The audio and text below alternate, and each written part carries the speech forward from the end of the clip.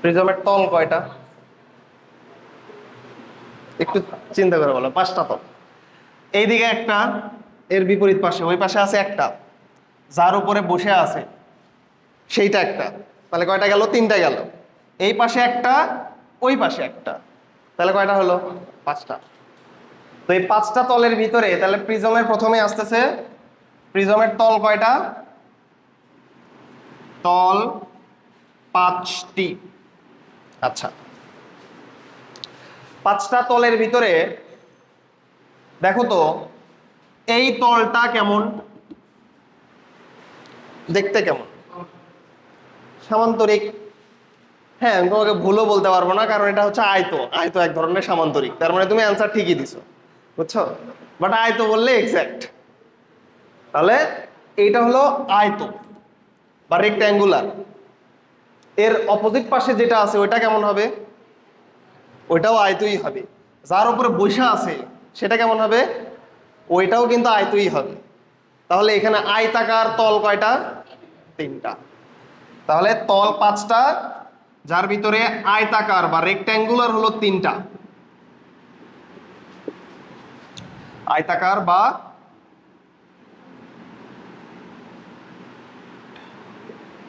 Rectangular হলো 3টি। আচ্ছা, এখন আসো, ত্রিভুজ আকার কয়টা? এই পাশে একটা, আর ওই পাশে যেটা আছে ওইটাও কিন্তু ত্রিভুজ আকার। তাহলে ত্রিভুজ আকার হলো 2টা। ত্রিভুজ আকার, ত্রিভুজ আকার ইংলিশে কি বলা হয়? ট্রায়াঙ্গুলার। ট্রায়াঙ্গুলার, এটা হলো 2টা। তাহলে এমসিকিউ কোশ্চেন কিন্তু আসতেই পারে যে একটা প্রিজমের কয়টি ট্রায়াঙ্গুলার তল আছে। অপশন থাকবে 2টা, 3টা, 4টা, 5টা, এইভাবে কিন্তু কোশ্চেন হয়। এমসিকিউ কোশ্চেন এইভাবে হয়। একটি প্রিজমে কয়টি আয়তাকার তল বা রেক্ট্যাঙ্গুলার তল আছে? 5টা। 3টা, সরি 3টা। মোট তল কয়টা? 5টা। তাহলে এইভাবে কিন্তু এমসিকিউ আসতে পারে। এখন প্রিজম এটা কোন কাজে ব্যবহার করা হয়? প্রিজম কোন কাজে ব্যবহার করা হয়? লেখো, প্রিজম বিচ্ছুরণের, বিচ্ছুরণের সর্বোৎকৃষ্ট উদাহরণ।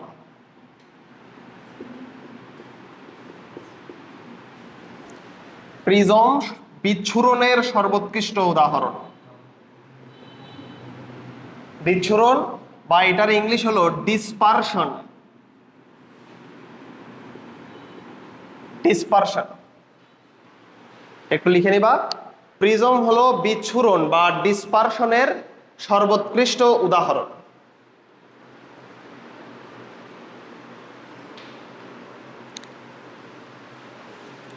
প্রিজম বিচ্ছুরণ বা ডিসপারশনের সর্বোৎকৃষ্ট উদাহরণ।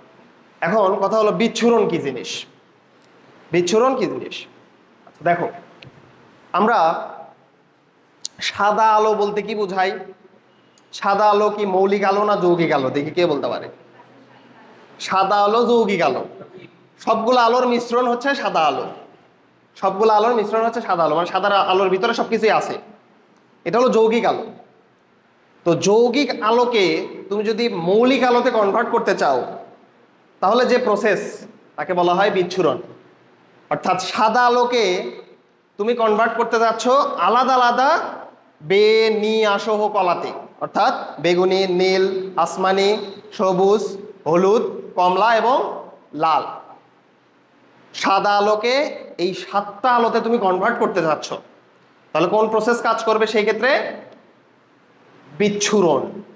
এই কাজটা তোমাকে করে দেয় প্রিজম। কিভাবে করে দেয় একটু চিত্রতে দেখাই। ধরো এইটা হলো প্রিজম, তুমি এই দিক দিয়ে একটা সাদা লাইট ফেলছো, এটা হলো সাদা লাইট, সাদা আলো। এইটা হলো সাদা আলো। এখন দেখো তো এইটা কোন মাধ্যম? এইটা হচ্ছে শূন্য মাধ্যম বা বায়ু মাধ্যম। আর প্রিজমের ভিতরে কি থাকে? কাঁচ মাধ্যম থাকে না? প্রিজমের আলাদা কিন্তু প্রতিসারণাঙ্ক থাকে, তার মানে প্রিজম একটা ঘন মাধ্যম। তো যখন বায়ু মাধ্যম বা বাতাস মাধ্যম থেকে যখন একটা আলোক রশ্মি ঘন মাধ্যমে ঢুকবে তখন কি হয়? আলোক রশ্মি বেঁকে যাবে না? বেঁকে যাবে। প্রিজমে করে কি, এই সাদা আলোটা 1 2 3 4 5 6 7 এভাবে 7টি বর্ণযুক্ত আলোতে কনভার্ট করে ফেলে। প্রিজম কি করে? এই সাদা আলোটি 7টি বর্ণযুক্ত আলোতে কনভার্ট করে। এখন কথা হলো, দেখো তুমি তো এইটা খালি চোখে দেখতে পারবা না। কিভাবে দেখতে পারবা? ধরো এখানে একটা প্রিজম রাখছো, এদিক দিয়ে একটা লাইট মারবা, প্রিজমে লাইট মারবা, লাইট মারার পরে এই দিকে একটা কাঁচ ধরবা, কাঁচ, তখন ওই কাঁচে দেখতে পারবা এই 7টা আলোর ডোরা দেখা যাচ্ছে, মানে 7টা আলাদা আলাদা মৌলিক আলোর ডোরা দেখা যাচ্ছে। এভাবে তুমি বুঝতে পারবা প্রিজম সাদা আলোকে 7টা মৌলিক আলোতে কনভার্ট করছে। কথা কি বুঝছো? এটা একটা এক্সপেরিমেন্ট, এটা তোমরা বাসায়ও করতে পারবা। একটা প্রিজম কিনবা, কিনে সাদা আলো, লাইট, যেটা লাইটের আলো, লাইট ফেলবা, ফেলার পরে প্রিজমের এই পাশে রাখবা একটা সমতল দর্পণ। সাদা আলো ফেলার পরে দেখবা সমতল দর্পণে 7টা আলাদা আলাদা আলো দেখা যাচ্ছে, রঙিন আলো দেখা যাচ্ছে। একটা দেখবা বেগুনি, নীল, এইভাবে 7টা মৌলিক আলো দেখতে পারবা, বেনিয়া সহ কলা 7টা মৌলিক আলো দেখতে পারবা। এটা হলো তার মানে কি? রঙিন আলো।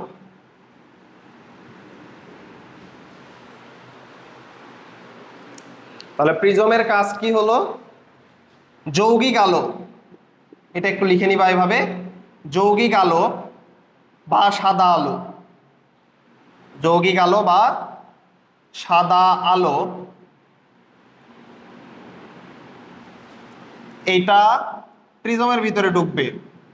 এখন প্রিজমের ভিতরে ঢোকার পরে এইটার বিচ্ছুরণ সম্পাদিত হয়, বিচ্ছুরণ।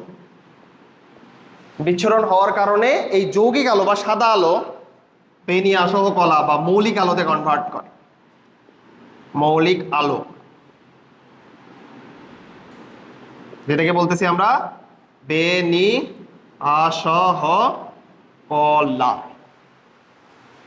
বেনিয়াসহ কলা, বেনিয়াসহ কলাতে কনভার্ট হচ্ছে।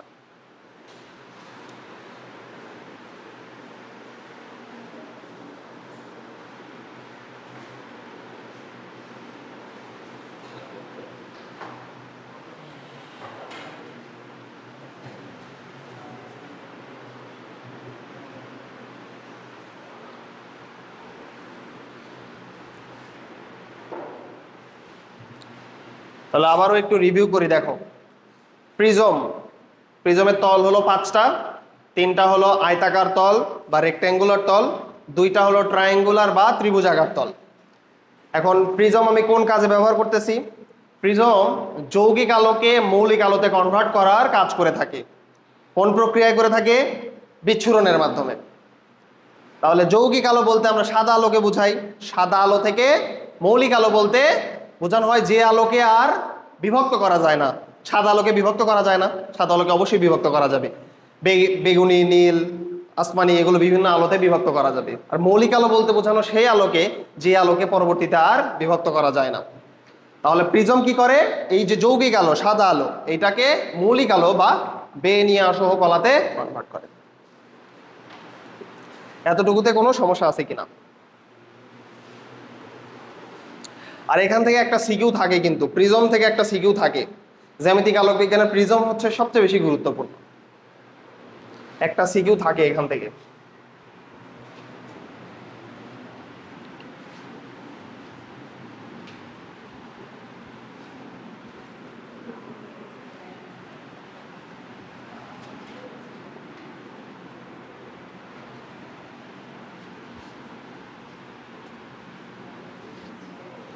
আচ্ছা, হ্যাঁ, বিচ্ছুরণ হচ্ছে প্রক্রিয়া। বিচ্ছুরণ বা ডিসপারশন হচ্ছে একটা প্রক্রিয়া। সবকিছুই আসবে, সবকিছুই আসবে। এখন আসো, এই যে প্রিজমটা আমরা দেখছিলাম, এই প্রিজমটার যদি আমি চিত্র আঁকাই, এটা হলো একটা প্রিজম। এটা কি করতেছি আমরা, প্রিজমটাকে সামনের দিক থেকে দেখতেছি। কথা কি বুঝছো? একটা প্রিজমটাকে আমি সামনের দিক থেকে দেখতেছি, এর পিছনের অংশটা পিছনে আছে, বোর্ডের পিছনে আছে, বুঝছো? যেহেতু বোর্ডটা হলো দ্বিমাত্রিক আর প্রিজমটা কি হবে, ত্রিমাত্রিক বা 3 ডাইমেনশনাল হবে, তাহলে 3 ডাইমেনশনাল চিত্র 2D বোর্ডে কখনোই আঁকানো যায় না। তো আমরা এটা সামনের থেকে দেখতেছি প্রিজমটাকে। এখন এটাকে এ দ্বারা, এটাকে বি দ্বারা এবং এটাকে সি দ্বারা ডিনোট করলাম। এখন দেখো এই যে এ কোণ, এই এ কোণটাকে বলা হয় প্রিজম কোণ। এ কোণটাকে বলা হয় প্রিজম কোণ। তাহলে প্রিজম কোণের সংজ্ঞা যদি বলা হয় তাহলে কি বলবো আমরা, প্রিজম যার উপরে বসে থাকে বা যার উপরে অবস্থান করে, দেখো এটা কি ভূমি না প্রিজমের, তাহলে প্রিজমের ভূমির বিপরীতের যে কোণ তাকে বলা হয় প্রিজম কোণ। তাহলে লিখে নাও, কোণ এ সমান সমান প্রিজম কোণ। প্রিজম কোণ বলতে কি বোঝানো হয়, প্রিজমের ভূমির বিপরীতের কোণ।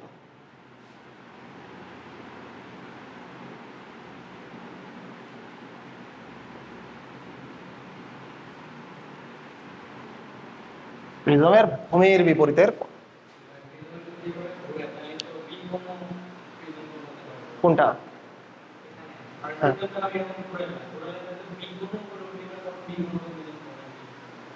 না, তুমি এটা প্রিজমটাকে যখন তুমি স্বাভাবিক অবস্থায় রাখবা, যখন ধরো বি সি অবস্থানে থাকবে, তুমি মানে তুমি কি বলতে চাচ্ছ যে এ সি যখন আমি নিচে দিব তখন তো বি কোণ প্রিজম কোণ হয়ে যাবে। হ্যাঁ, ভূমির বিপরীতের যে কোণ সেটাই হচ্ছে প্রিজম কোণ, বুঝছো? তখন বি কোণকে আমরা প্রিজম কোণ বলবো, কারণ ভূমিতে কোন তল আছে তার বিপরীতে যেটা থাকবে এটাকেই বলা হবে প্রিজম কোণ। আচ্ছা, এখন আসো, এখন এই প্রিজমে একটা আলোক রশ্মি ধরো তির্যকভাবে আপতিত হলো। তির্যকভাবে আপতিত হওয়া মানে কি, এইভাবে আপতিত হলো।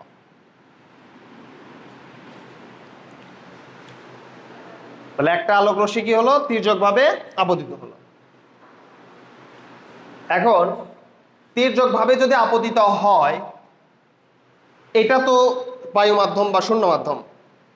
এখন এটা হলো প্রিজমের ভিতরের অবস্থা, তাই না? যখন প্রিজমের ভিতরে আলোক রশ্মিটা প্রবেশ করবে তখন আলোক রশ্মি কি বেঁকে যাবে না? অবশ্যই বেঁকে যাবে, কারণ হালকা মাধ্যম থেকে সেটা ঘন মাধ্যমে প্রবেশ করতেছে, বেঁকে যাবে না অবশ্যই। তাহলে ধরলাম এটা বেঁকে গেল, বেঁকে গেল। এখন বেঁকে যাওয়ার পরে যখন বের হবে, আলোক রশ্মিটা যখন বের হবে তখন কি বেঁকে যাবে না? কারণ ঘন মাধ্যম থেকে বায়ু মাধ্যমে আসতেছে, অবশ্যই বেঁকে যাবে। তাহলে ধরলাম তখনও বেঁকে গেল।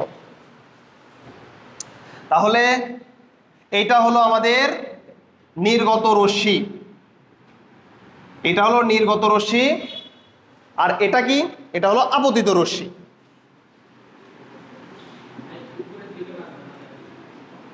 আপতিত রশ্মি। আগে দেখো, আগে দেখো, আগে দেখো, তারপরে বুঝতে পারবা। আগে দেখো একটু।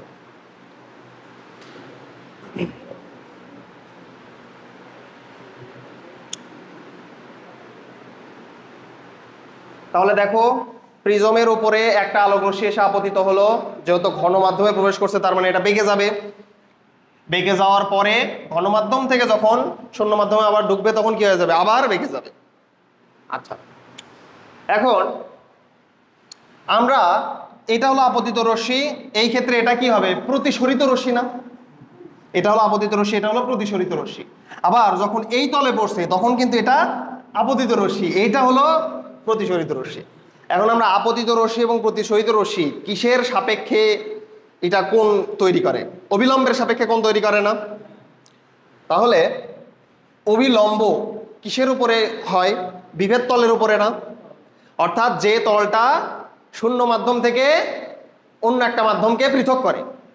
তাহলে দেখো তো, এই তলটা শূন্য মাধ্যম থেকে প্রিজমকে পৃথক করছে না? দেখো তো, এই যে এই তলটা শূন্য মাধ্যম থেকে প্রিজমকে পৃথক করছে এই তল, তাহলে এই তলের উপরে যে লম্বটা হবে, এই তলের উপরে যে লম্বটা হবে তাকে কি বলা হবে? অভিলম্ব। তাহলে এইটা হলো অভিলম্ব। এই অভিলম্বের সাথে যে কোণটা তৈরি হবে তাকে আমরা কি বলবো? আপতন কোণ আই। তো এই ক্ষেত্রে আপতন কোণ বলবো আমরা I1, আপতন কোণ I1। ভালোভাবে খেয়াল করতে হবে, ভালোভাবে লক্ষ্য করতে হবে কিন্তু। এটা হলো আপতন কোণ I1। এখন আসো, এই যে আমাদের অভিলম্ব, এই অভিলম্বটাকে আমরা একটু বর্ধিত করলাম, অভিলম্বটাকে একটু বর্ধিত করলাম। আচ্ছা, এখন আসো, এই যে এখানে প্রিজমের ভিতরে এটা ছিল আপতিত রশ্মি আর এটা ছিল প্রতিসরিত রশ্মি। তাহলে এখানে আমরা একটা অভিলম্ব অঙ্কন করব, তলের উপরে হবে অভিলম্ব, তাই না? তলের উপরে লম্ব, এই যে দেখো এই তলের উপরে লম্ব এটা, আবার এই তলের উপরে এটা লম্ব। তাহলে এই কোণটা যেটা হবে এটা কি হবে? এটা দেখো তো প্রতিসরণ কোণ না? প্রতিসরণ কোণ। আর এখানে এটা ছিল আপতন কোণ। তো এটা যদি আপতন কোণ হয়, এটা হচ্ছে অভিলম্ব, অভিলম্বের সাথে এটা কি প্রতিসরিত রশ্মি না? অভিলম্বের সাথে প্রতিসরিত রশ্মি যে কোণ তৈরি করে তাকে কি বলা হয়? প্রতিসরণ কোণ। আপতন কোণ যদি I1 হয়, প্রতিসরণ কোণ কত হবে? R1। এটা হলো R1, এটা হলো R1। এখন দেখো, এই যে প্রিজমের ভিতরে এই তলের উপরে এই রশ্মিটা কি আপতিত হয়েছিল আর এই রশ্মিটা প্রতিসরিত হয়েছিল। তাহলে এই আপতিত রশ্মি অভিলম্বের সাথে কত কোণ তৈরি করে?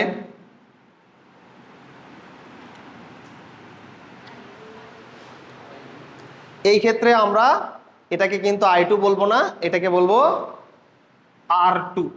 এটা কিন্তু আপতন কোণ, আপতন কোণ R2, এখানে কিন্তু ভুল হয়ে যাবে। এটা কিন্তু অবশ্যই আপতন কোণ, বাট এটাকে আমরা কি দ্বারা প্রকাশ করব? R2 দ্বারা। এখানে R2 দ্বারা বোঝানো হচ্ছে না যে প্রতিসরণ কোণ বা আপতন কোণ, এখানে R দ্বারা বোঝানো হচ্ছে প্রিজমের ভিতরের কোণ। দেখো এই R1 কি প্রিজমের ভিতরের কোণ না? প্রিজমের ভিতরের প্রতিসরণ কোণ। আর R2 হলো প্রিজমের ভিতরের আপতন কোণ। তাহলে এইটা কি হবে দেখো তো, এটা কি প্রতিসরণ কোণ না? প্রতিসরণ কোণ, এটাকে আমরা I2 দ্বারা প্রকাশ করব। প্রতিসরণ কোণ এটাকে আমরা I2 দ্বারা প্রকাশ করব। তাহলে এগুলো একটু লিখে নাও। I1 বলতে আমরা কি বুঝতেছি? I1 সমান সমান প্রথম প্রতিসরণের, এখানে কিন্তু দুইবার প্রতিসরণের ঘটনা ঘটছে। এখানে একটা প্রতিসরণের ঘটনা ঘটছে, এখানে একটা প্রতিসরণের ঘটনা ঘটছে। দুইবার প্রতিসরণের ঘটনা ঘটে নাই, দুইবার ঘটছে। তাহলে I1 হচ্ছে প্রথম প্রতিসরণের আপতন কোণ। লেখো I1 হলো প্রথম প্রতিসরণের আপতন কোণ। প্রথম প্রতিসরণের আপতন কোণ। আর এখানে R1টা কি হবে? প্রথম প্রতিসরণের প্রতিসরণ কোণ। প্রথম প্রতিসরণের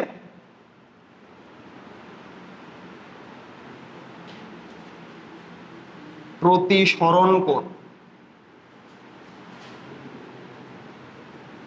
প্রথম প্রতিসরণের প্রতিসরণ কোণ। এখানে R2 কি হবে?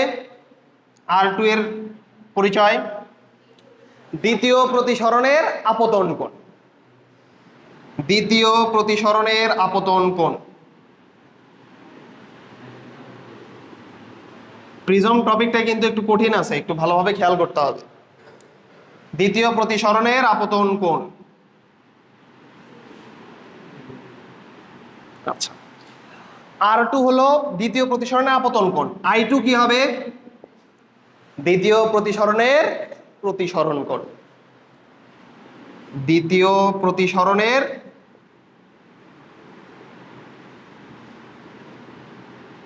প্রতিসরণ কোণ।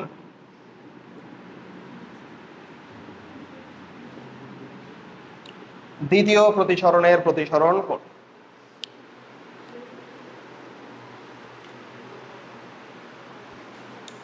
লিখে নাও, এগুলো একটু লিখে নাও।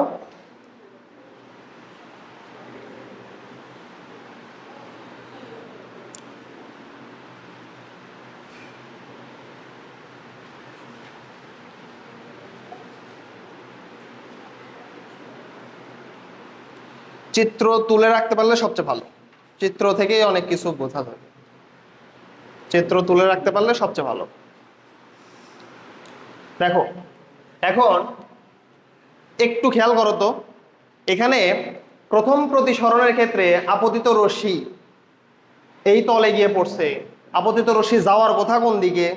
এই তল বরাবর সোজা দিকে না, একেবারে সোজা দিকে, এই বরাবর যাওয়ার কথা, বাট ও গেছে কোন বরাবর? এই বরাবর না। তাহলে ওই রশ্মিটা কি বিচ্যুত হয়ে গেছে না? যাওয়ার কথা একদিকে, গেছে অন্যদিকে, এটাকে কি বলা হয়? বিচ্যুত হওয়া। হওয়ার কথা ভালো, ধরো একজনের বাবা ভালো, তার মানে ছেলেও কি হবে? ভালো হবে। হওয়ার কথা ভালো, হয়ে গেছে খারাপ, তার মানে ও কি পথ থেকে বিচ্যুত হয়েছে। তো এর হওয়ার কথা ভালো, অর্থাৎ সোজা দিকে যাওয়ার কথা, বাট সোজা দিকে না গিয়ে বেঁকা দিকে গেছে, তাহলে কি হবে? বিচ্যুত হইলো, পথ থেকে বিচ্যুত হইলো, এটাকে বলা হয় বিচ্যুতি। তাহলে এই রশ্মিটাকে আমরা ডেল, এই কোণটাকে আমরা বলতেছি ডেল 1, অর্থাৎ প্রথম বিচ্যুতি কোণ। দেখো তো এটা কি বিচ্যুত হয়েছে না এই রেখা? তাহলে এই রেখা কত ডিগ্রি কোণে বিচ্যুত হয়েছে? যাওয়ার কথা এইদিকে, গেছে এইদিকে, তাহলে বিচ্যুতির পরিমাণ কত? ডেল 1। তাহলে লেখো ডেল 1 সমান সমান প্রথম প্রতিসরণের বিচ্যুতি কোণ। প্রথম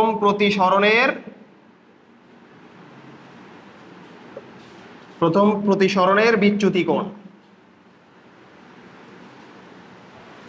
ডেল 1 হলো প্রথম প্রতিসরণের বিচ্যুতি কোণ। আচ্ছা,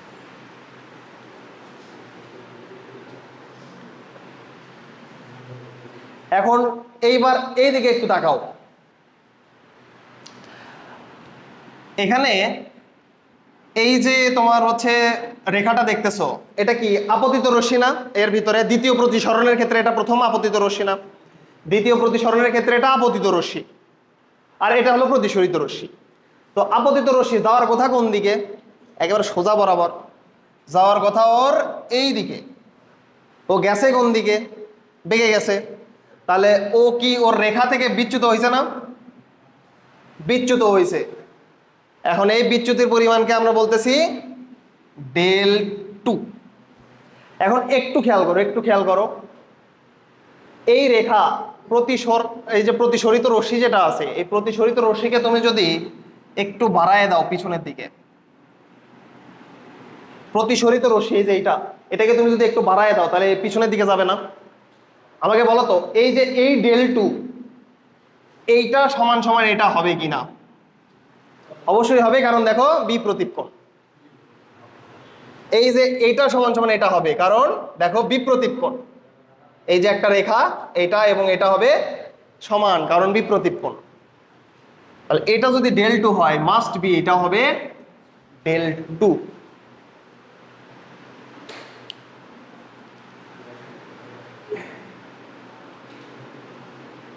কারণ কি? বিপ্রতীপ কোণ।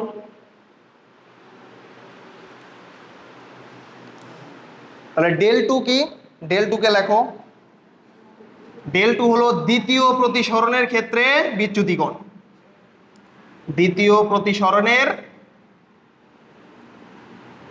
বিচ্যুতি কোণ। দ্বিতীয় প্রতিসরণের বিচ্যুতি কোণ হলো ডেল 2। দ্বিতীয় প্রতিসরণের বিচ্যুতি কোণ।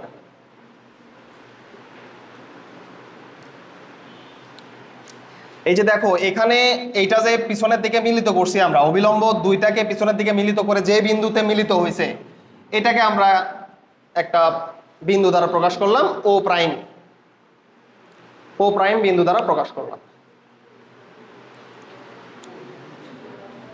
আর এই যে দেখো এই রেখা আপতিত রশ্মি, এটাকে আমরা পিছনের দিকে বর্ধিত করছিলাম, তো পিছনের দিকে আমি আরো বর্ধিত করলাম, পিছনের দিকে আরো বর্ধিত করলাম। তাই আমাকে বলতে পারবা এই কোণটা কত হবে? এই কোণটা কত হবে? না, I2 হবে না,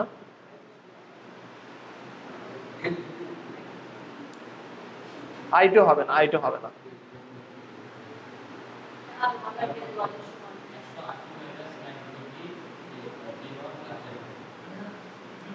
দেখি বলো কত হবে?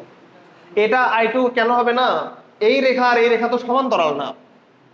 I2 তাহলে কেমনে হয়? সমান্তরাল যদি হইতো আর এটা যদি একই ছেদক হইতো তাইলে যে অনুরূপ কোণ হইতো, বাট এটা তো দুইটা সমান্তরাল না। del 1 প্লাস del 2, কে বললো এটা? সাবাস। কেন? দেখো তোমরা 9 10 এটা পড়ছিলা, এই কোণটা যদি del 1 হয়, এই কোণটা যদি del 2 হয়, বহিস্থ এখানে যে কোণটা তৈরি হবে, ত্রিভুজের বহিস্থ কোণ যে তৈরি হবে, এটাকে বলা হয় বিপরীত অন্তস্থ কোণ দ্বয়ের সমষ্টি সমান। একটা ত্রিভুজের বর্ধিত বাহুর অন্তর্গত কোণ সেই ত্রিভুজের বিপরীত অন্তস্থ দুইটা কোণের সমষ্টির সমান হয়। তাহলে এই কোণটা হবে del 1 প্লাস del 2, বুঝছো? তাহলে del 1 প্লাস del 2 এটাকে ডেল দ্বারা প্রকাশ করা হয়, অর্থাৎ মোট বিচ্যুতি। এটা হলো মোট বিচ্যুতি ডেল, কারণ এখানে দুইবার প্রতিসরণ হয়েছে, দুইবার বিচ্যুতি হয়েছে। একবার বিচ্যুতি হলো del 1, একবার বিচ্যুতি হলো del 2। যেহেতু এটা del 1 প্লাস del 2, তার মানে এটাকে কি বলা হবে? মোট বিচ্যুতি। del সমান সমান del 1 প্লাস del 2, এটাও লিখতে পারো এখানে।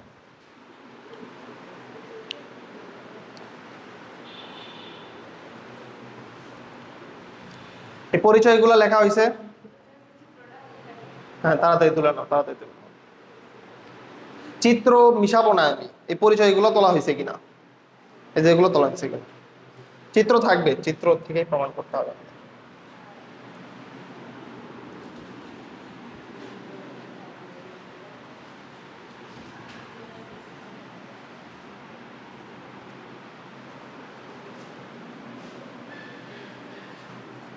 আচ্ছা,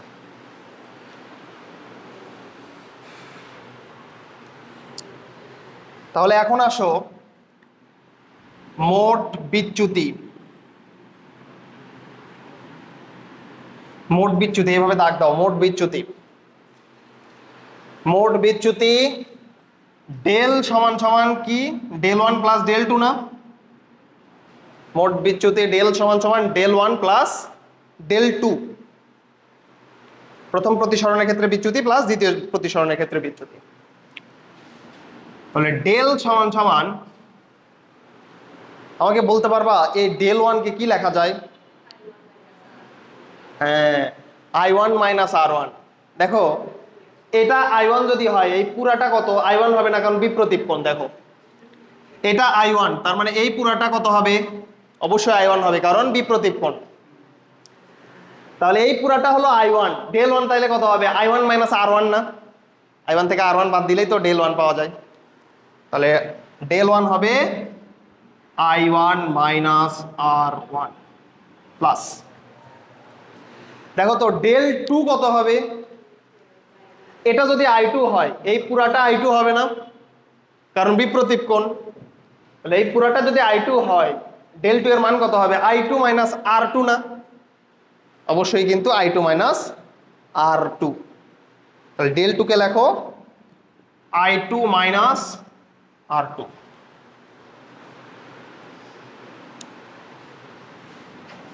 অতএব ডেল সমান সমান কি দাঁড়াচ্ছে দেখো তো? I1 plus I2 minus R1 plus R2। সূত্রটা মারাত্মক গুরুত্বপূর্ণ।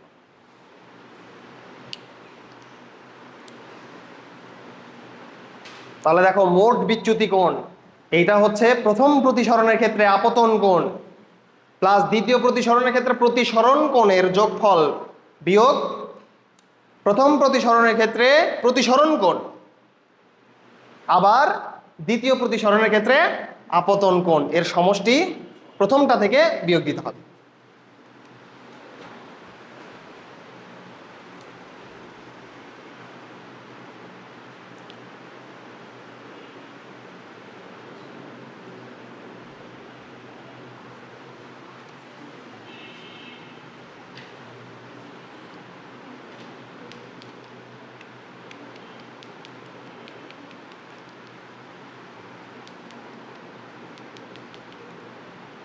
দেখো এটা তোলা শেষ।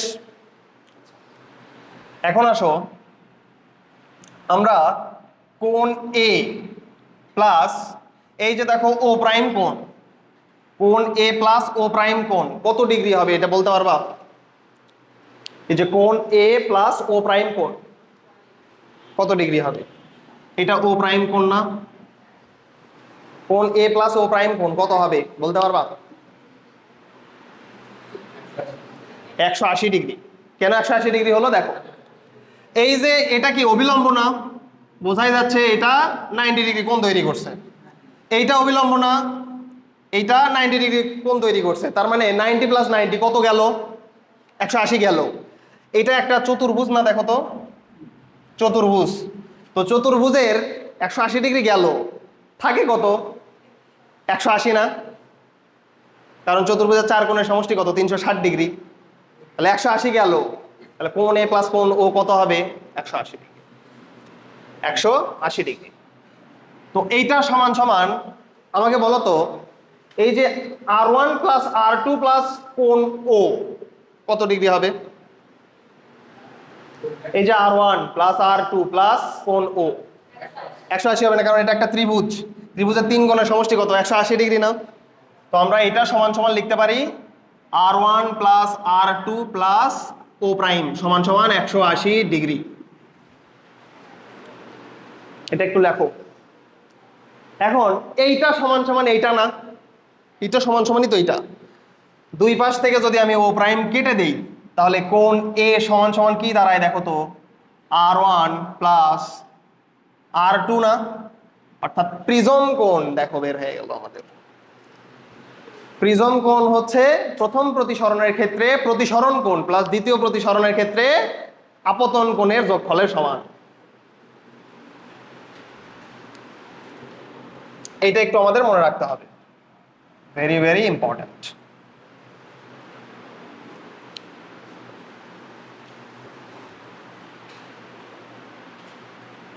কারণ তোমাদের যখন প্রিজম থেকে অঙ্ক দিবে তখন কিন্তু এই চিত্র আঁকানো লাগবে না, চিত্র কিন্তু আঁকানো লাগবে না, বাট তোমাদের মানে মাইন্ডে এটা মাইন্ড সেট আপ করে নিতে হবে চিত্র কেমন, কোন দিকে কিভাবে হচ্ছে।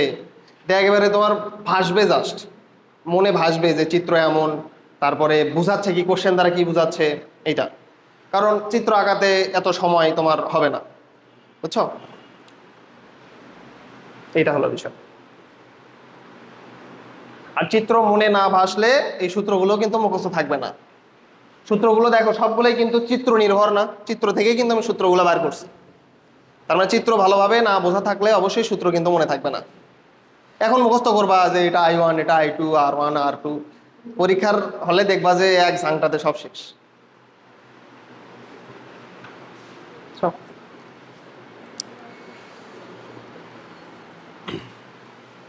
এটা কি তুলছো? এই দুইটা সূত্র কি তুলছো? এখানে প্রতিসরণের ঘটনা ঘটছে কয়বার? দুইবার। প্রতিসরণের ক্ষেত্রে একটা বিজ্ঞানের সূত্র প্রমাণ করাই দিছিলাম। প্রতিসরণের ক্ষেত্রে যে সূত্র ব্যবহার করা হয় তাকে বলা হয় স্নেলের সূত্র, তাই না? প্রতিসরণের ক্ষেত্রে যে সূত্র ব্যবহার করা হয় তাকে বলা হয় স্নেলের সূত্র। তো দেখো তো প্রথম ক্ষেত্রে প্রতিসরণের বেলায় লেখো, প্রথম প্রতিসরণের ক্ষেত্রে, প্রথম প্রতিসরণের ক্ষেত্রে, প্রথম প্রতিসরণের ক্ষেত্রে স্নেলের সূত্র অনুযায়ী, সূত্র অনুযায়ী, প্রথম প্রতিসরণের ক্ষেত্রে স্নেলের সূত্র অনুযায়ী, স্নেলের সূত্র আমরা কিভাবে পড়ছিলাম? μ1 × sin I1 সমান সমান মিউ 2 ইন্টু সাইন R2 এইভাবে পড়ছিলাম। তাইলে এটা তো বায়ু মাধ্যম, বায়ু মাধ্যমের মিউ কত? 1 না? বায়ুতে মিউ এর মান কত? প্রতিসরণাঙ্ক 1।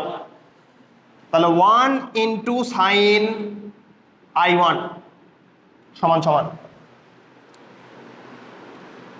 প্রিজমের প্রতিসরণাঙ্ক তো আমি জানি না, তাইলে এটাকে আমরা মিউ দ্বারা প্রকাশ করে দিলাম, মিউ ইন্টু সাইন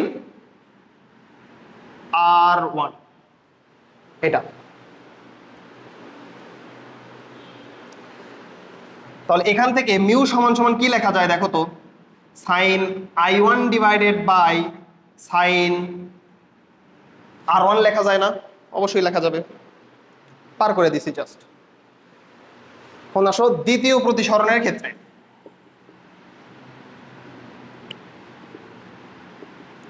দ্বিতীয় প্রতিসরণের ক্ষেত্রে স্নেলের সূত্র অনুযায়ী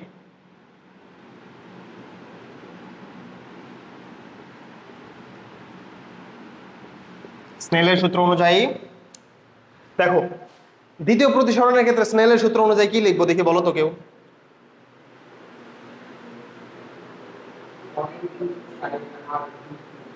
ওয়ান লিখবো। এর ভিতরের প্রতিসরণাঙ্ক কত? মিউ না? তাহলে mu into sign R2, mu into sign R2 সমান সমান 1 ইন্টু সাইন I2। তাহলে এখান থেকে মিউ কত পাবো দেখো তো, sign I2 divided by sign R2 এটা পাবো। এখন দুইটা কম্বাইন করে যদি আমরা লিখতে চাই তাহলে কি লিখতে পারবো? অতএব মিউ সমান সমান sign I1 divided by, mu এর মান কি চেঞ্জ হচ্ছে? এখানেও মিউ যা, এখানেও মিউ তা, তো এই দুইটাকে সমান লেখা যায় না? অবশ্যই সমান লেখা যাবে। Sign I1 divided by sine R1 সমান সমান sign I2 divided by sign R2। এইটা হলো আমাদের প্রতিসরণাঙ্ক। এটা কি? অবশ্যই প্রিজমের ভিতরের প্রতিসরণাঙ্ক। প্রিজমের প্রতিসরণাঙ্ক, প্রিজমের প্রতিসরণাঙ্ক।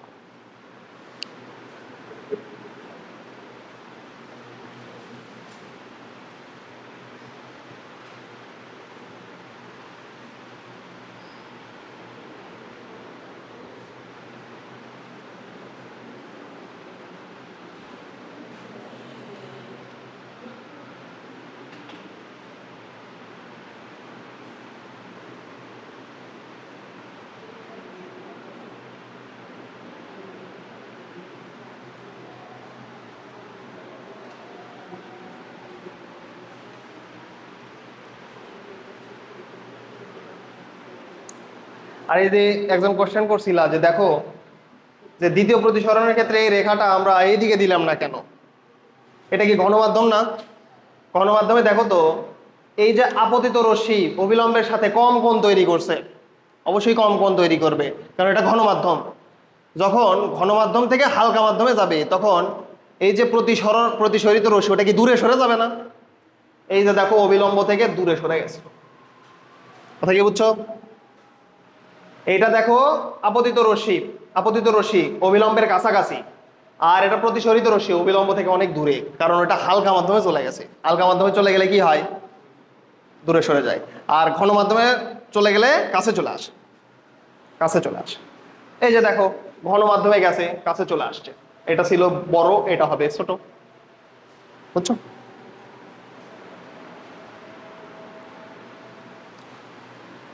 তাহলে এতটুকুর ভিতরে কোথাও সমস্যা আছে কিনা? এতটুকুর ভিতরে কোথাও সমস্যা না থাকলে একটা অঙ্ক তোলো। লেখো, একটি প্রিজমের উপাদানের প্রতিসরণাঙ্ক। একটি প্রিজমের উপাদানের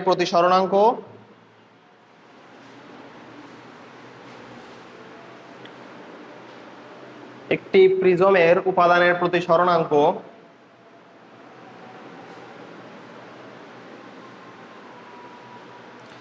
একটি প্রিজমের উপাদানের প্রতিসরণাঙ্ক √3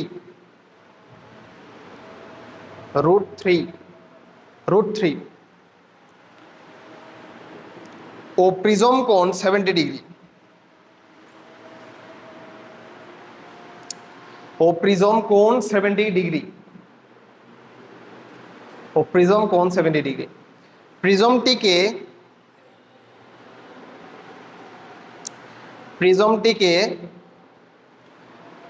1.33 প্রতিসরণাঙ্কের একটি তরলে নিমজ্জিত করা হলো। প্রিজমটিকে 1.33 প্রতিসরণাঙ্কের বা প্রতিসরাঙ্কের, সেটাই লেখো, প্রতিসরাঙ্কের একটি তরলে নিমজ্জিত করা হলো।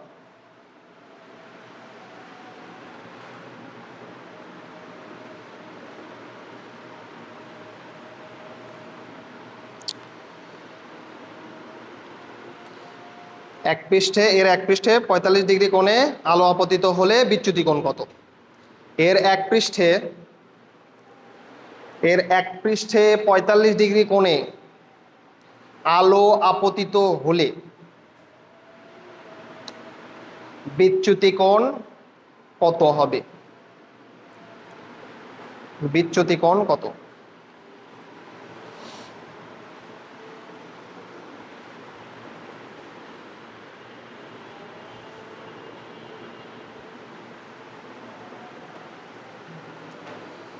বিচ্যুতি কোণ কত হবে?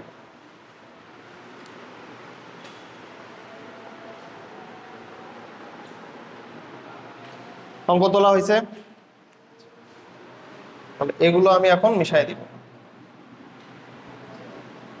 চিত্রটা থাকবে।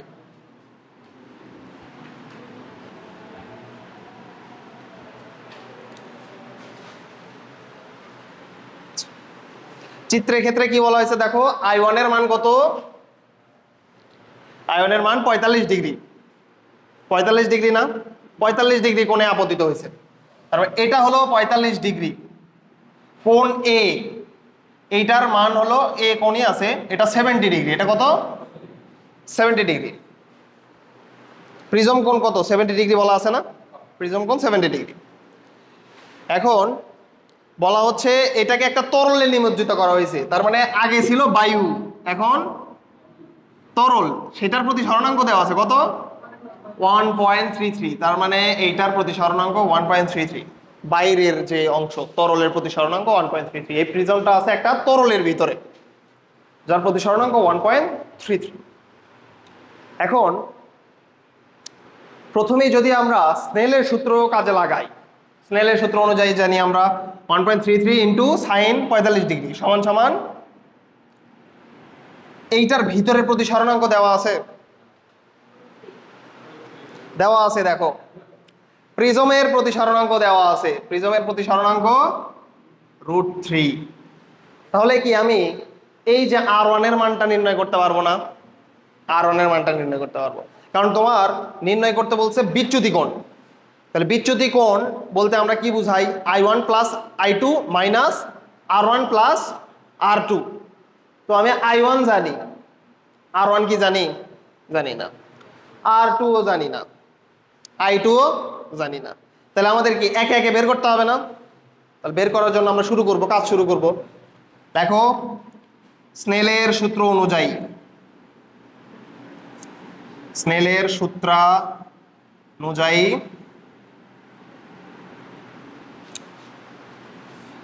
1.33 ইন্টু সাইন 45 ডিগ্রি সমান সমান √3 ইন্টু সাইন R1। তাহলে R1 এর মানটা কত আসে আমাকে একটু বলো, R1 এর মানটা কত আসে?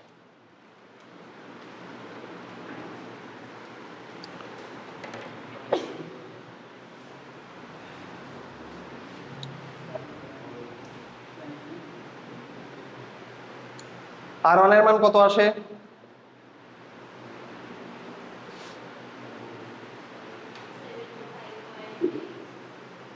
75.87 ডিগ্রি। তাহলে প্রতিসরণ কোণ দেখো পাওয়া যাচ্ছে 75.87 ডিগ্রি। ভালোভাবে ক্যালকুলেশন করছো তো?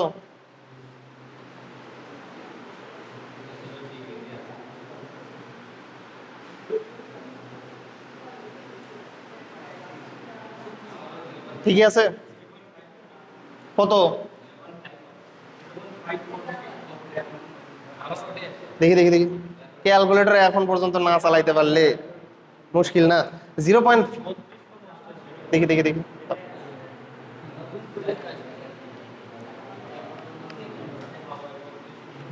ক্যালকুলেটর যদি এখন পর্যন্ত না চালাইতে পারো তাহলে তো মুশকিল।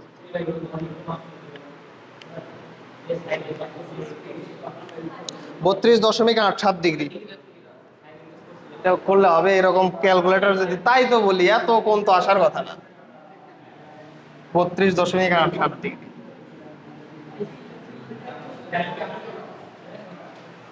দেখেই কিন্তু বোঝা যাবে যে এত কোণ আসার কথা না। কেন কথা না? কারণ এটা থেকে এটা ঘন। 45 ডিগ্রি আপতিত কোণে যদি আপতন হয় তাহলে প্রতিসরণ কোণ অবশ্যই কম হবে আরো। এখন তুমি দিছো বেশি 75 ডিগ্রি, তাহলে হবে? এই জন্যই তো সন্দেহ চলে আসছে। এটা অ্যান্সার দেখেই বোঝা যাবে যে হয়েছে কিনা। তাহলে স্নেলের সূত্র অনুযায়ী আমরা R1 এর মানটা নির্ণয় করলাম। দেওয়া আছে, লেখো, দেওয়া আছে প্রিজম কোণ। প্রিজম কোণ, কোণ এ সমান সমান কত ডিগ্রি? 70 ডিগ্রি। কোণ এ কে কি লেখা যায়? R1 প্লাস R2 লেখা যায় না? দেখো তো, কোণ এ কে R1 প্লাস R2 লেখা যায় না? আমরা এর আগেই দেখে আসছি। তাহলে R2 সমান সমান কত হবে? 70 ডিগ্রি মাইনাস R1 এর মান হলো 32.87। কত আসে R2 এর মান? 37.13 ডিগ্রি।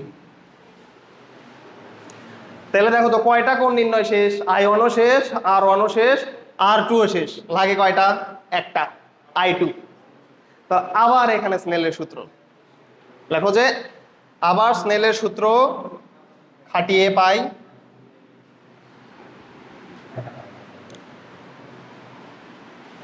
আবার স্নেলের সূত্র ব্যবহার করে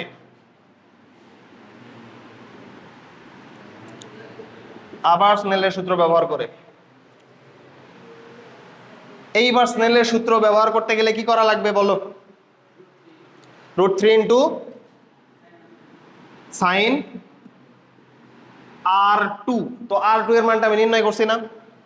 R2 এর মান আমি নির্ণয় করছি, একবারই বসাই দিলাম। 37.13 সমান সমান, এইবার কত লিখবো? প্রতিসরণাঙ্ক কত বাইরের?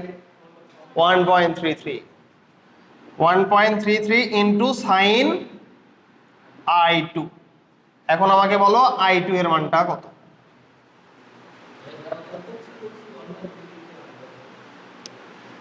I2 এর মানটা কত এটা বলো এখন আমার।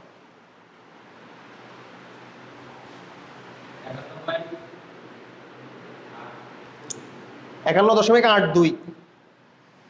I2 এর মান হলো 51.82 ডিগ্রি। 51.82 ডিগ্রি। অতএব বিচ্যুতি ডেল সমান সমান I1 plus I2 minus R1 plus R2। তো বসাও।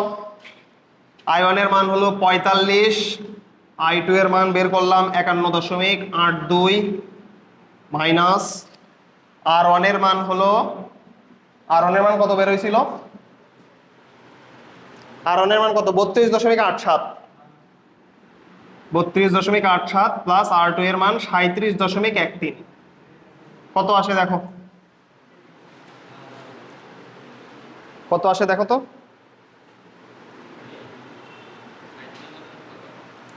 37.13।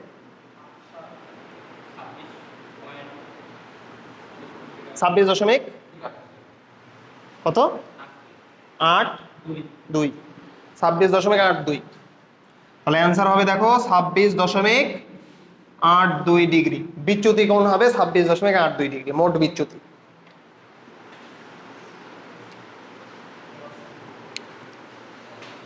আচ্ছা, মোট বিচ্যুতি না চাইয়ে এভাবেও কিন্তু চাইতে পারতো যে প্রথম প্রতিসরণের ক্ষেত্রে বিচ্যুতি কোণ কত। তাহলে কি করতা, I1 মাইনাস R1 করতে হতো।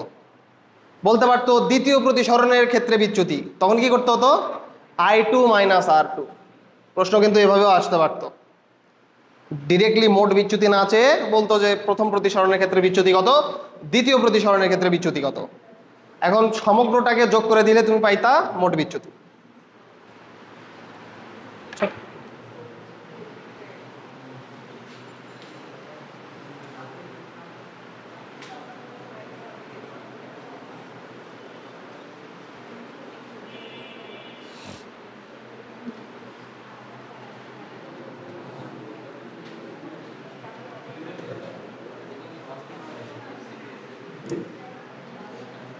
এখানে কোথাও সমস্যা আছে কিনা, সমস্যা আছে কোথাও?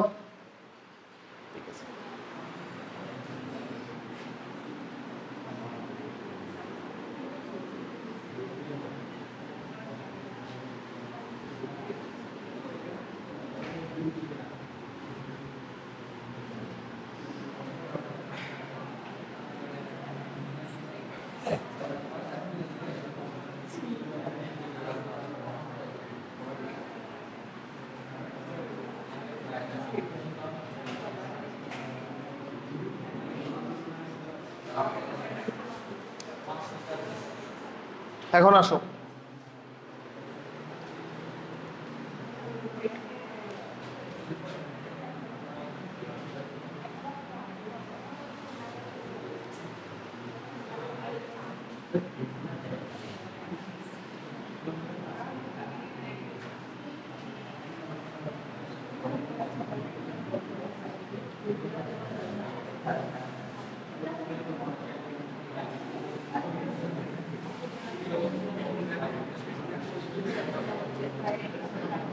হ্যাঁ কি হলো?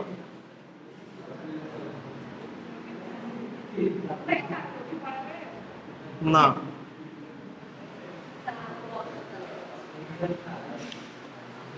দেখো তো এই প্রিজমের ক্ষেত্রে দেখো, একটু তাকাও, প্রিজমের ক্ষেত্রে বিভিন্ন আপতন কোণের জন্য I2 এর মান নির্ণয় করা হয়। ধরো দেখা গেলো যে 50 ডিগ্রি আপতন কোণের জন্য I2 এর মান কত হয়, 30 ডিগ্রির জন্য কত হয়, 50 ডিগ্রির জন্য কত হয়। এভাবে বিভিন্নভাবে বিভিন্ন আপতন কোণের জন্য নির্গত কোণ বা I2 এর মান নির্ণয় করে দেখা হয়, এবং সবগুলো ক্ষেত্রেই বিচ্যুতি কত হয় সেটাও নির্ণয় করে দেখা হয়।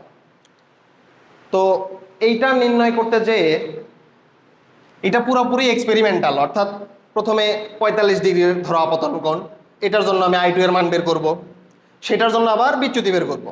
আবার 30 ডিগ্রি কোণ ধরো আপতন কোণ, এটার জন্য আমি I2 এর মান বের করব, এটার জন্য বিচ্যুতি বের করব। আবার আপতন কোণ 25 ডিগ্রি, তার জন্য নির্গত কোণ এবং বিচ্যুতি বের করব।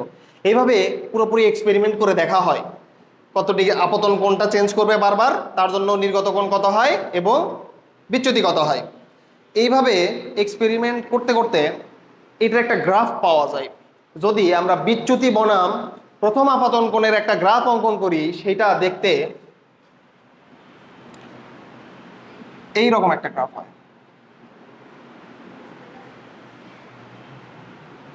এইরকম একটা গ্রাফ হয়।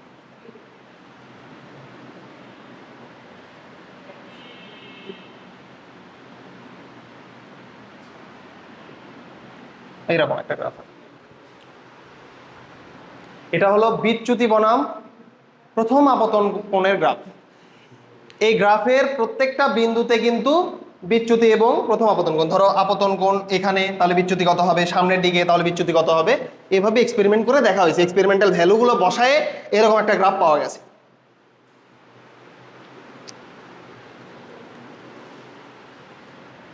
আচ্ছা, এখন দেখো এই গ্রাফের সর্বনিম্ন বিন্দু যেটা আছে, সর্বনিম্ন বিন্দু ধরলাম আমরা এটা, এই সর্বনিম্ন বিন্দু আসলে কি নির্দেশ করে দেখো তো? ন্যূনতম বিচ্যুতি না? বিচ্যুতি হচ্ছে y অক্ষ বরাবর, তাহলে y অক্ষ বরাবর সবগুলো বিচ্যুতি। তো এই গ্রাফের একেবারে নিম্নতম যে বিন্দু আছে এইটার জন্য বিচ্যুতি কি সর্বনিম্ন না? এটা কিন্তু সর্বনিম্ন বিচ্যুতি নির্দেশ করে, বা এটাকে বলা হয় ন্যূনতম বিচ্যুতি। ন্যূনতম বিচ্যুতি নির্দেশ করে। এই বিন্দুটা হলো ন্যূনতম বিচ্যুতির বিন্দু, ন্যূনতম বিচ্যুতি।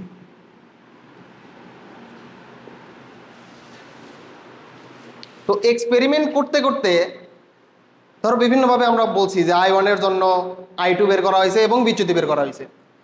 তো এই বিচ্যুতিগুলোর ভিতরে সর্বনিম্ন বিচ্যুতি যেখানে পাওয়া গেছে, ধরো সর্বনিম্ন বিচ্যুতি হলো 80 ডিগ্রি বা ধরে নিলাম 20 ডিগ্রি। তো সর্বনিম্ন বিচ্যুতি ধরো 20 ডিগ্রি ধরে নিলাম। তো সর্বনিম্ন বিচ্যুতি যেটার জন্য পাওয়া গেছে, যেই I1 এবং I2 এর জন্য পাওয়া গেছে, সেখানে দেখা যায় I1 এবং I2 সমান। কথা কি বুঝছো?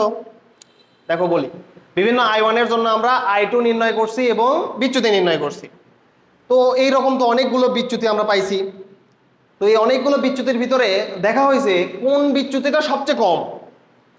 তো সবচেয়ে কম যেই বিচ্যুতি, সেখানে দেখা যায় I1 এর যে মান I2 এরও একই মান।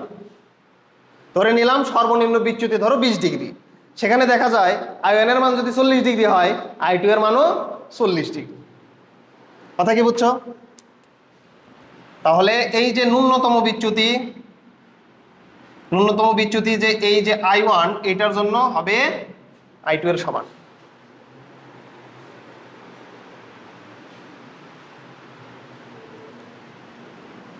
এখন দেখো তো, ন্যূনতম বিচ্যুতির বাম দিকে, ন্যূনতম বিচ্যুতির বাম দিকে গ্রাফটা কি নিচের দিকে আসছে না?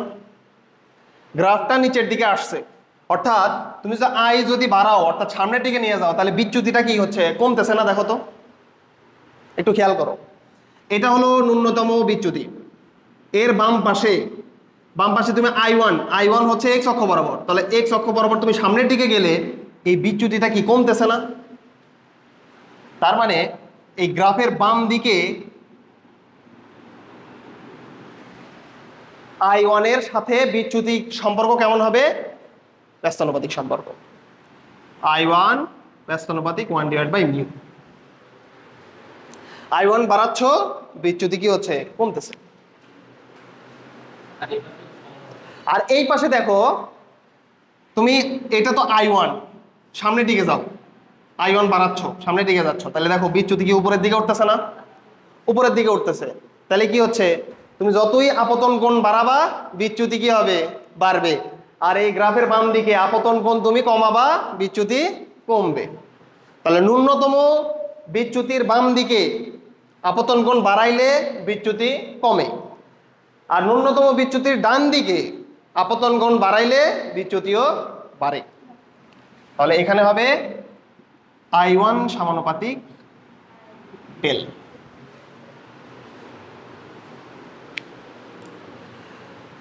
এখন আসো ন্যূনতম বিচ্যুতির শর্ত তাহলে কি দাঁড়ালো? ন্যূনতম বিচ্যুতির শর্ত,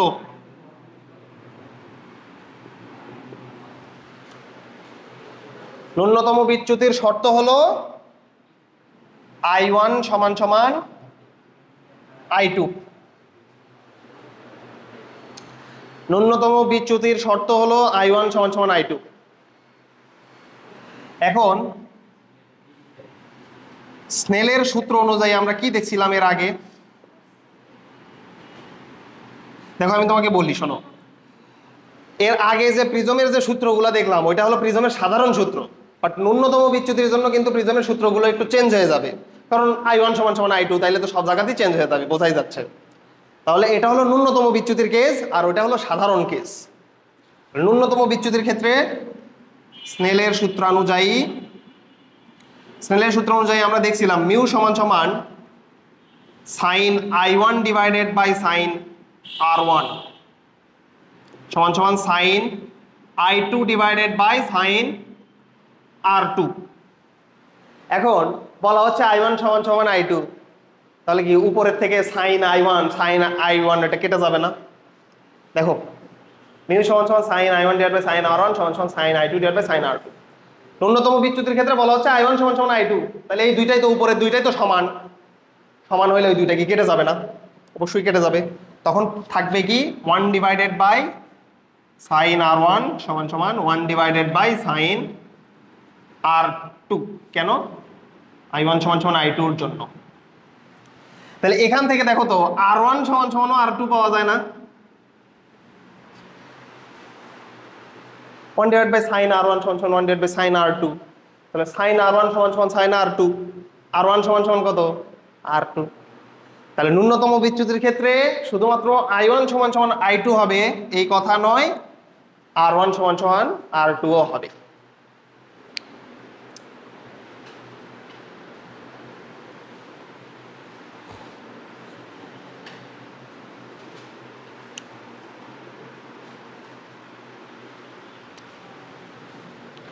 ন্যূনতম বিচ্যুতি এটাকে প্রকাশ করা হয় ডেল এম দ্বারা, মিনিমাম ডেল এম দ্বারা।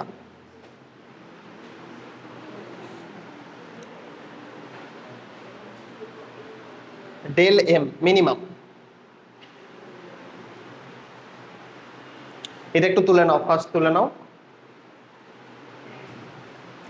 সবগুলো সূত্রের জন্যই কিন্তু ন্যূনতম বিচ্যুতির সূত্র, জাস্ট একটু চেঞ্জ হবে, অন্য কিছু না।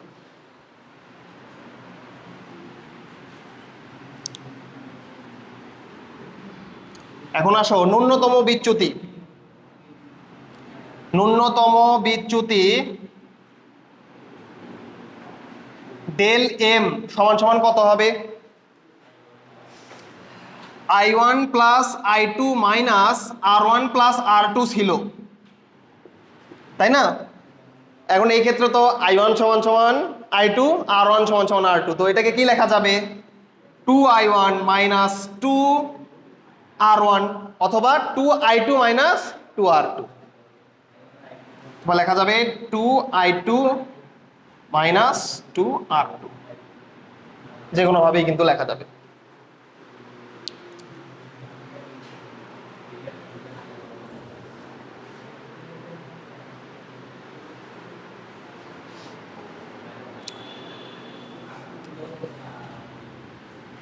প্রিজম কোণ, দেখো প্রিজম কোণ এ সমান সমান কি ছিল? r1 প্লাস r2 না? r1 প্লাস r2 ছিল, তো এখানে তো r1 আর r2 দুইটাই সমান, তাইলে কি লেখা যাবে? 2r1 অথবা 2r2, 2r1 অথবা 2r2 লেখা যাবে। 2r1 অথবা 2r2 লেখা যাবে, কারণ r1 সমান সমান r2, তাহলে r2 এর জায়গায় r1 বসাও, তাহলে r1 প্লাস r1 মানে কত? 2r1।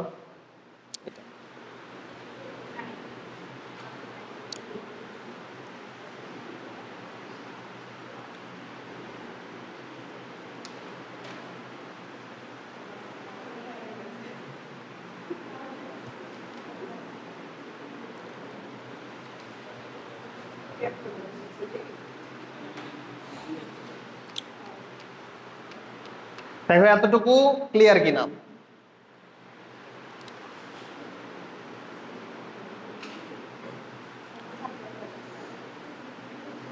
এখন আসো যেটা তোমরা পছন্দ করতেছো না সেটাই বারবার আসতেছে, স্নেলের সূত্র অনুযায়ী। স্নেলের সূত্রানুযায়ী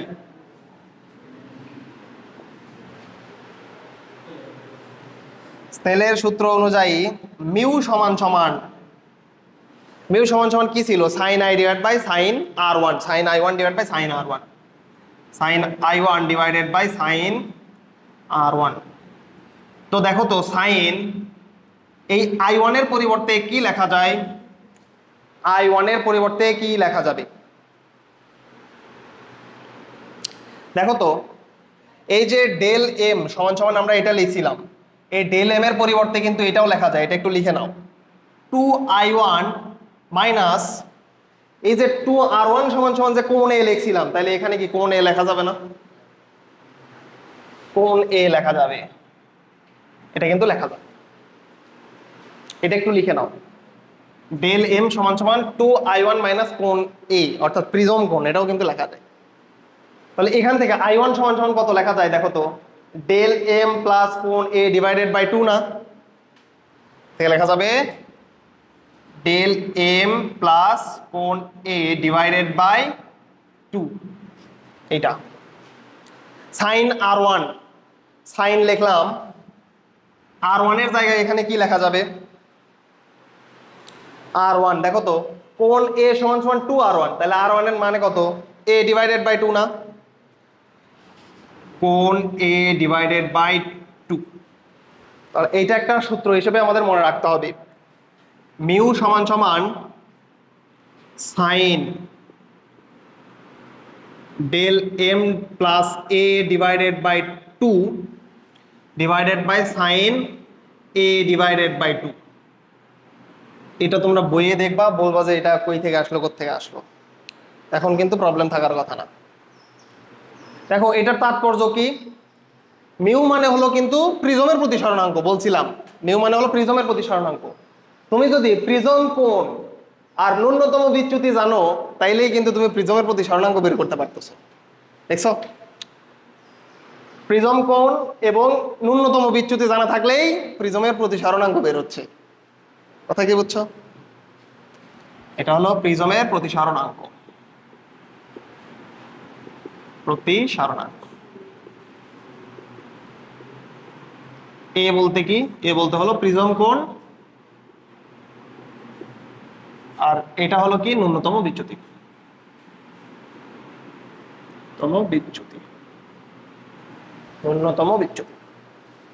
তাহলে ন্যূনতম বিচ্যুতি এবং প্রিজম কোণ দেওয়া থাকলেই তুমি প্রিজমের প্রতিসরণাঙ্ক বের করতে পারবা।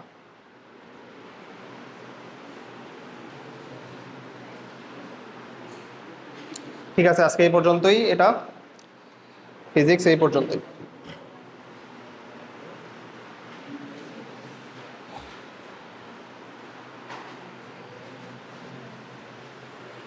এরপরের দিন প্রিজমের ম্যাথ করাবো এবং নতুন টপিক শুরু করব।